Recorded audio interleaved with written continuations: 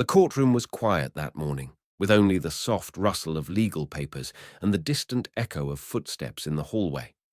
Then the door creaked open, and in shuffled a frail, silver-haired man in oversized handcuffs. His uniform wasn't a tailored suit or polished shoes. Like the others, it was a faded military jacket, 2 sizes too big, and worn-out boots that had seen better decades. The bailiff called out his name, Robert Hayes Dockett, 47C, and the elderly man looked up only briefly before lowering his gaze.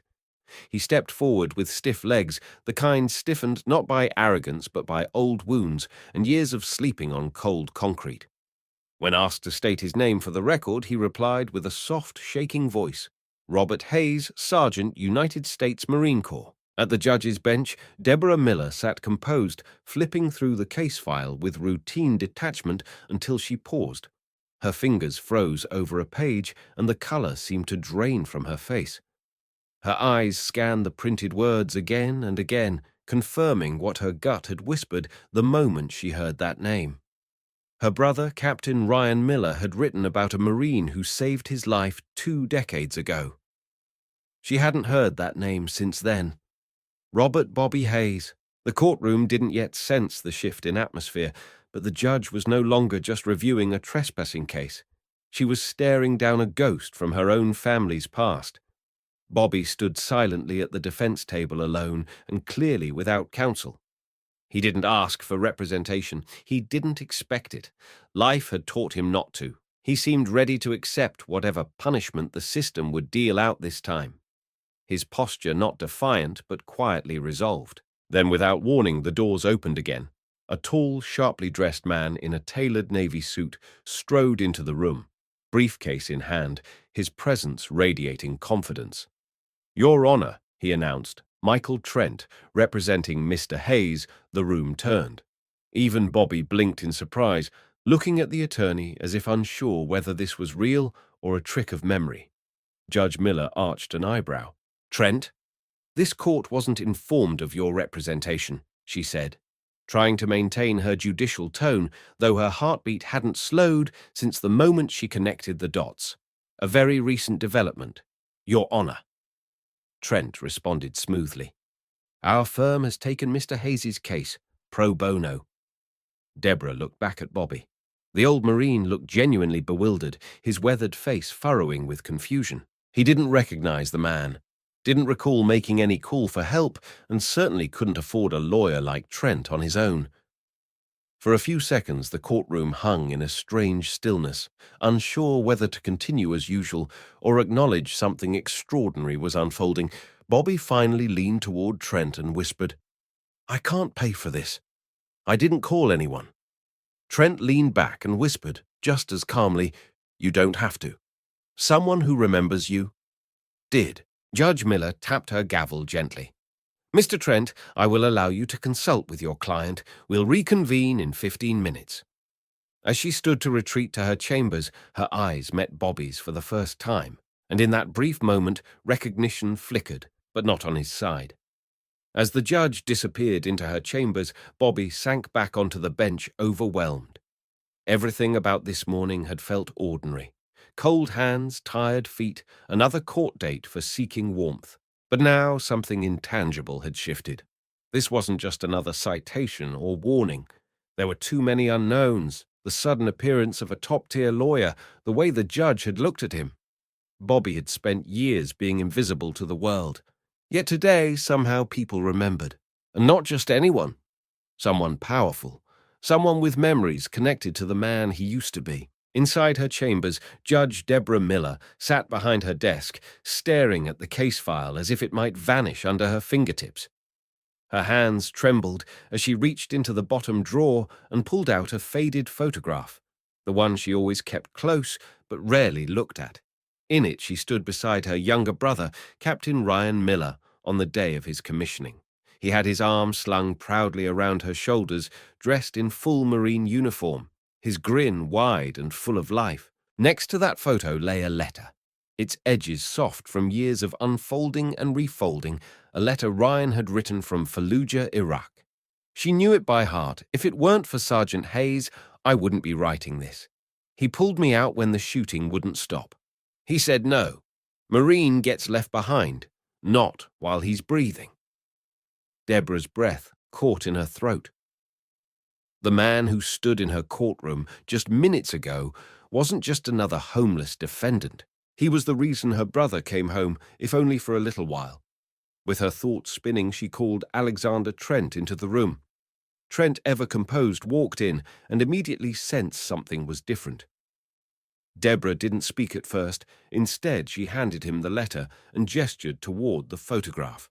He read in silence, his brow furrowing as he connected the dots. "You're saying the man out there is the one who saved Ryan?" he asked softly. "Yes," she replied. "I tried to find him for years after Ryan died. The military said he redeployed, then later he was discharged, but no one could tell me where he went, and now he walks into my courtroom, forgotten and alone." Trent sat down across from her, the weight of the situation finally setting in. "He doesn't know who you are, does he?" She shook her head. "I changed my name after law school. I married Thomas Miller. He wouldn't recognize me, even if he remembered my face." The two sat in silence, the memories hanging heavily in the air. Deborah thought about all the times she had read that letter, the guilt she had carried for not being able to thank the man who gave her family those final days with her brother. Now that she finally had the chance, the circumstances couldn't be more heartbreaking. Bobby Hayes didn't walk into her life to reunite with the past. He had simply come seeking a little warmth, a little mercy. Yet destiny had brought him back into her path, and she knew she couldn't ignore what was unfolding. For 20 years she had worn the robes of justice, taught to be impartial and removed. But this wasn't about bias. This was about truth, about honoring sacrifice that had gone unnoticed for too long. She considered the ethical implications, of course. As a judge, recusal was the safe path. No one could accuse her of favoritism if she stepped aside. But in her heart, she knew that doing so would be yet another way the system failed, a man who had already been failed too many times. She wasn't just a judge in that moment. She was a sister, a witness to a miracle of survival, and perhaps the only person in that building who truly understood the magnitude of what Bobby had done. "I'm not letting him slip away again," she whispered to Trent, more to herself than to him. Not this time. Trent leaned forward, his expression unreadable but firm. "Then we need to make this right. He doesn't even know why I showed up. I was contacted by someone who recognized his name on the docket, an old friend of your brother's. Said if I ever saw that name again, I needed to step in." Deborah's eyes welled with tears, but she blinked them away. "He's been alone for so long," she murmured. "No one saw him. No one remembered." Her voice firmed. "But I do. And I will." The decision had been made, not out of pity, but out of duty. Bobby Hayes had kept his promise on the battlefield. Now it was time for her to keep hers, even if it came 2 decades later. As she prepared to return to the bench, she adjusted her robe and straightened her back. Her hands were still trembling slightly, but her resolve was unwavering. She would continue to preside over this case, not to show favoritism, but to show respect. Respect. Long overdue. Bobby wouldn't walk out of that courtroom, unseen, unrecognized, or dismissed. Not on her watch. She took one last look at the photo of her brother and whispered, "We found him, Ryan. After all this time, we found him." Then she left the chambers and stepped back into a world that was about to witness the re-emergence of a forgotten hero. When Judge Deborah Miller returned to the bench, the courtroom was still buzzing with quiet murmurs from the unexpected appearance of high-profile attorney Michael Trent. The judge's face was composed, but those who looked closely might have noticed the faintest tremor in her hands as she arranged the files before her. She removed her glasses, slowly setting them aside, not as a judge distancing herself from emotion, but as a human being preparing to speak from the heart. Clearing her throat, she addressed the room in a tone that was steady, yet unlike anything the courtroom had heard from her before. "Before we proceed," she began, "I need to disclose a personal connection relevant to this case," the man seated before us. "Robert Hayes once served in the United States Marine Corps with distinction. 20 years ago in Fallujah, Iraq, he saved the life of my younger brother, Captain Ryan Miller. A wave of surprise rippled through the room. People turned to each other, eyebrows raised, whispers rising and falling like waves on a quiet shore. Bobby looked up, confused and blinking as if trying to reconcile the woman in the black robe with memories long buried beneath time and trauma. Judge Miller continued, her voice unwavering. My brother wrote home about Sergeant Hayes, how he ran into open fire to rescue him when others had fallen back. He credited this man with giving him 2 more weeks of life. That act of courage gave our family the chance to say goodbye. It gave my brother the chance to lead again before he was ultimately killed in action. Her words hung in the air, as solemn as they were powerful. From the back of the courtroom, a man in civilian clothes with a straight posture and a Marine Corps League pin on his jacket stood up. His voice cracked slightly as he said, "It's true. I was there that day. Sergeant Hayes didn't just save Captain Miller. He saved 6 of us. He got hit twice pulling us out, but he kept moving. He never let up until we were safe." He turned to face the room, eyes misty but proud. You don't forget a man like that.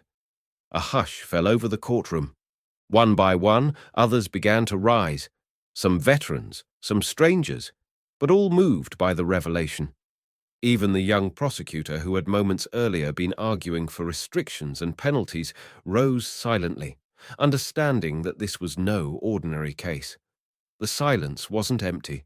It was filled with reverence. Judge Miller stood slowly, her hand gently resting on the bench as if steadying herself. This court recognizes that while legal charges may be brought against any citizen, she said context matters, history matters, and honor matters. She turned to Bobby, who looked visibly overwhelmed but remained seated, his eyes scanning the room filled with strangers standing in his honor. Mr. Hayes, she continued, this court hereby dismisses all charges against you with prejudice. You are free to go. She struck her gavel, once clean, decisive and absolute. But she wasn't done. This court is also calling a short recess. There are additional matters related to your service record that must be addressed immediately. As the gavel echoed through the chamber, Bobby sat still, as though unsure whether he had actually heard the words spoken. He had grown so used to punishment, to isolation, that freedom felt like something unreal, something from a dream. He glanced over at Trent, who gave him a quiet nod of reassurance. Around him, the courtroom remained standing, and the atmosphere had changed entirely. No longer was he just a homeless man facing petty charges. He was a Marine again, a hero rediscovered in plain sight. The people who had ignored him on the street were now rising to their feet in recognition. Judge Miller stepped down from the bench and disappeared through the door behind her, but not before pausing at the threshold to glance back at Bobby once more. It was the look of a woman who had waited 2 decades for this moment, a moment not of revenge or restitution, but of recognition and redemption. As the door closed behind her, the room remained silent, not out of confusion, but out of deep and earned respect. A life once forgotten had just been pulled back into the light, not by noise or spectacle, but by truth and the undeniable power of remembrance. The courtroom was still in recess, but a shift in energy ran through the room like a silent current. When the doors opened again, all eyes turned toward the entrance. 3 men in full Marine Corps dress uniforms entered, their polished shoes clicking against the floor in perfect cadence. Leading them was Colonel Jonathan Pierce, a man whose presence commanded both attention and reverence. Behind him walked Master Sergeant Raymond Cole and Corporal David Ruiz, the latter carrying a long, polished wooden case with gloved hands. The gallery fell into a hush as the trio made their way to the front of the courtroom, standing at attention beside the defense table. For a moment, Bobby Hayes remained seated, unsure what was happening. Then his instincts took over. Slowly, painfully, he rose to his feet, not as a defendant, but as a Marine. Once more, Judge Deborah Miller returned to the bench just moments later, but this time she didn't address the court as a mere authority figure. She removed her glasses and set them aside, her voice soft but unwavering. Before we continue, I must recognize the presence of Colonel Pierce and his team, who have joined us today with a matter of high importance. She looked toward Bobby, whose hands trembled at his sides, still trying to process everything unfolding around him. Sergeant Hayes, she continued after a thorough reassessment of your service record under the Veterans Reconsideration Initiative. New information has come to light that requires us to correct a long-standing oversight. Colonel Pierce stepped forward, taking over. By order of the Secretary of the Navy, he said with measured gravity and in recognition of conspicuous gallantry and heroism under fire on April 17, 2004, the Navy Cross is hereby awarded to Staff Sergeant Robert J. Hayes, United States Marine Corps. Corporal Ruiz opened the wooden case, revealing the brilliant medal resting against deep blue velvet. The Navy Cross, second only to the Medal of Honor. Gasps rippled through the courtroom. Colonel Pierce continued. Your actions that day, Sergeant, not only saved Lieutenant Ryan Miller and 5 other Marines, but disrupted an ambush that would have annihilated an entire convoy. Intelligence reports previously classified have confirmed the scale of your impact. Your previously awarded Silver Star has been officially upgraded. Bobby's eyes welled with tears, but he didn't move. It was as if part of him feared this moment would vanish if he blinked. Slowly, Colonel Pierce stepped closer and placed the Navy Cross in Bobby's hands. This is long overdue. Sergeant, he said quietly, you earned this the moment you stood between your brothers and death. Bobby's lips parted, but no words came. His breath was shaky, his shoulders trembling. There's some mistake, he whispered hoarsely. I was just doing my job. Colonel Pierce nodded solemnly. That's what heroes always say. But it didn't end there. Master Sergeant Cole stepped forward with a tablet in hand. Sergeant Hayes, we've also reviewed your benefits file. Effective immediately, your VA disability rating has been corrected to 100% service-connected. It is retroactive to your date of discharge. That means full medical coverage, housing assistance, and substantial financial back pay. You will be given permanent access to all veteran services and support. Michael Trent stepped beside Bobby and added, our firm will ensure every single piece of this is processed without delay. Robert. No more red tape, no more silence. A stillness followed, one thick with reverence. Then from the back of the room, a voice rang out with crisp authority. Attention on deck. The call came from the silver-haired Marine who had earlier testified. Every military man and woman in the room immediately stood. Then others followed, civilians, court staff, even the young prosecutor, each rising in quiet tribute. Judge Miller, her eyes now filled with emotion, slowly stood as well. She offered a salute, not from the bench, but from the heart. Bobby, overwhelmed and surrounded by a respect he thought the world had long forgotten, stood taller than he had in years. Not as a homeless man, not as a forgotten veteran, but as a Marine whose name and sacrifice had finally been remembered. It had been just a few weeks, but to Robert Bobby Hayes, it felt like another lifetime. Gone were the cold sidewalks and the hollow nights spent huddled near a cafe exhaust vent. Now he stood in the doorway of a modest but warm one-bedroom apartment, keys in hand, heart still catching up to the pace of change. The Veterans Honor Housing Program had acted swiftly, fast-tracking his placement, thanks to support from Colonel Pierce and Judge Miller. The walls were freshly painted, and the small kitchen gleamed with cleanliness. On the far wall hung a wooden frame, inside which rested his newly awarded Navy Cross, alongside 2 Purple Hearts and a service photo that had somehow been recovered by his attorney, Michael Trent. It was the first time in decades Bobby had looked at his reflection and felt like he belonged somewhere. The apartment wasn't grand, but it was enough. It was safe, quiet, and his. On a small table sat a freshly brewed cup of coffee, still steaming as Bobby moved slowly toward the window. Outside, early snow had begun to fall, blanketing the street in soft white silence. He reached up to touch the Navy Cross gently, almost afraid it might disappear. For so long he had believed that the world had forgotten him, that his sacrifices had been buried beneath paperwork politics and indifference. But now those medals weren't just symbols, they were proof that his life had meaning, that he had made a difference, not just in war, but in the ripple effect of lives he had unknowingly touched. A knock at the door broke the stillness.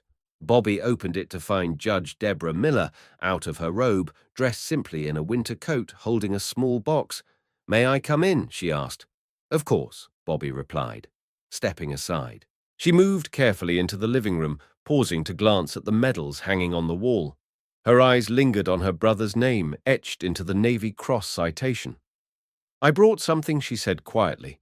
She opened the box and revealed a bundle of letters, some yellowed, others still crisp, each one bearing the return address from Fallujah and signed Captain Ryan Miller. "These are from Ryan," she said, handing them over. "He wrote home almost every week. You're in more of them than you probably realize." Bobby sat down carefully and opened the first letter. His hands trembled as he unfolded the familiar military stationery. Ryan's handwriting was neat and precise, every sentence radiating the urgency of a man in war and the heart of one who cared deeply for his team. Bobby read aloud. "He pulled me out when bullets were still flying. I told him to leave me, but he said, 'Not while I'm breathing.' I want to be the kind of officer he is, steady, selfless, brave." Bobby stopped, his voice cracking. For a moment, neither of them spoke.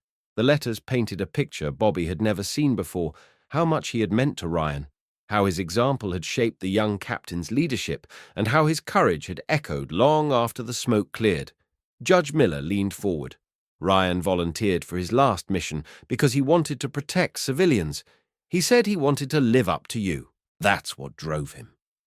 Bobby looked down, tears quietly falling onto the page. For 20 years he had carried guilt, wondering if pulling Ryan out of that ambush had only delayed the inevitable. He had replayed the firefight 1,000 times in his mind, asking himself if saving Ryan had truly mattered. But now, through these letters, he saw what had never been clear before. Ryan hadn't just survived that day. He had found purpose. He had become a better leader, a better man, and it was Bobby who had given him that chance. As the snow continued to fall outside, a sense of peace finally settled over Bobby's shoulders like a warm blanket. He looked around the apartment, at the medals, at the letters, at the woman who had never stopped searching for him, and something in him shifted. For the first time in decades, he wasn't just surviving, he was living all these years. He whispered, "I thought no one remembered my name." Judge Miller stood and placed a gentle hand on his shoulder. "We never forgot," she said.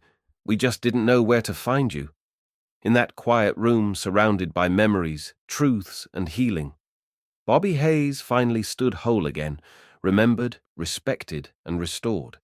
If this story moved, you don't forget to subscribe to Deep Inside HQ, where we share real emotional and unforgettable tales that honor the human spirit and remind us what truly matters. Leave a comment if you believe no hero should ever be forgotten, and share this video to spread the message that kindness, courage, and sacrifice deserve more than just silence.